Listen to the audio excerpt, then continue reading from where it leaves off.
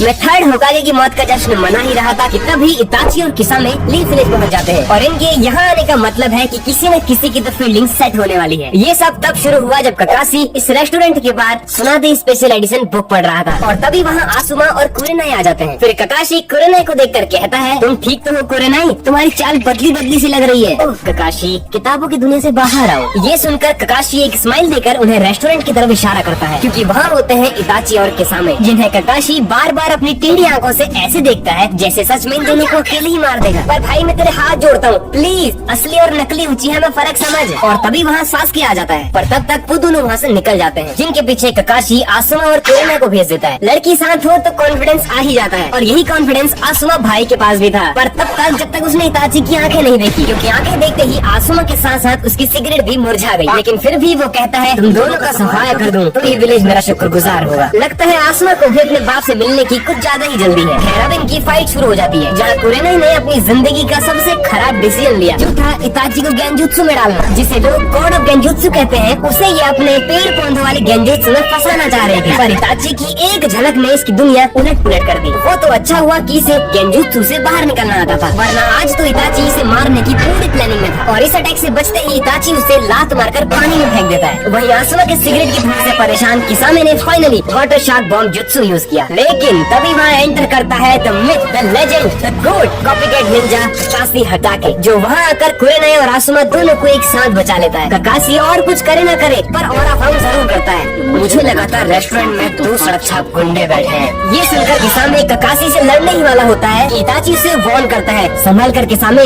ये कोई मामूली निंजा नहीं।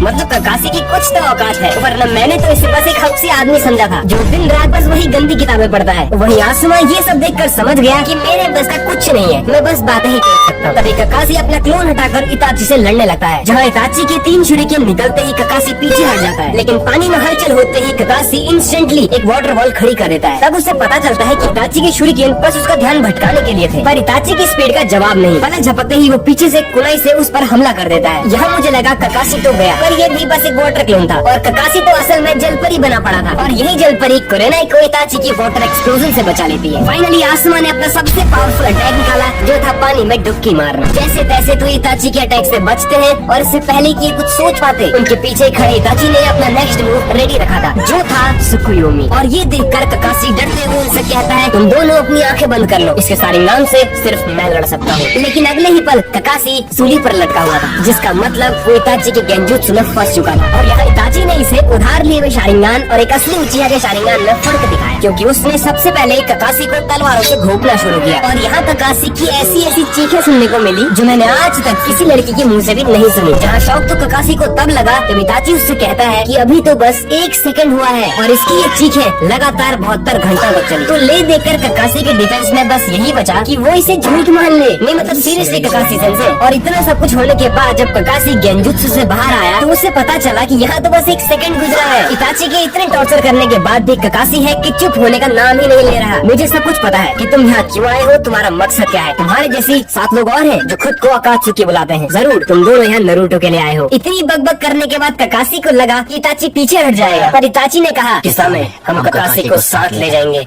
हमें बाकियों की जरूरत नहीं है, इन्हें ठिकाने लगा दो। ये सुनते ही किसामे ने उन पर इतनी जल्दी हमला किया जैसे वो पूरी जिंदगी इसी पल का इंतजार कर रहा था। लेकिन तभी वहाँ एंट्री होती है ब्रूस ली के चाचा के लड़के माइट गाय की, जो किसामे को लात मारकर बाकी सभी को बचा लेता है। माइट गाय के आते ही इताची चौकन्ना हो जाता है और किसामे को वार्न करता है कि इसकी शकल पर मत जाना, ये बहुत पावरफुल शिनोबी है। लेकिन ऐसे हेयर कट और आईब्रो वाले को किसामे सीरियस कहा लेता, तो वो फाइट के लिए रेडी हो गया। पर तभी इताची उससे रिट्रीट करने के लिए कहता है और वो दोनों लीफ विलेज छोड़ देते हैं। तो आज के लिए बस इतना ही, मिलते हैं नेक्स्ट वीडियो में।